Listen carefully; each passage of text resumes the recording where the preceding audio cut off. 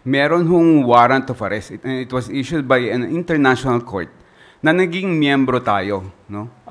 So hindi ho totoong warrantless arrest ito dahil talagang merong warrant covering the arrest of the former president. So hindi kinakailangan dumaan sa domestic judicial authority for as long as yung substance ng Article 59 is complied with, which is what yung identity ng accused, saka kung respected yung rights ng accused. Anong nangyari nung pag-aresto kay former President Duterte? Binasahan siya ng Miranda rights niya, no? So that's pursuant to our domestic law on arrest.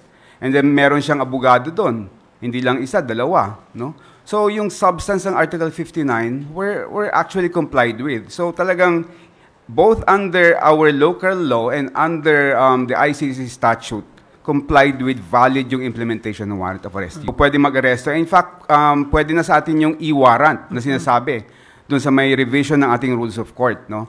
Even sa ICC mismo, hindi kailangan ipakita yung physical warrant of arrest dahil po pwedeng e-warrant din yan. In fact, yung proceedings ng ICC, even yung kanilang trial lahat, paperless na yan. Talagang, na lahat, talagang e-documents lahat yung ginagawa doon.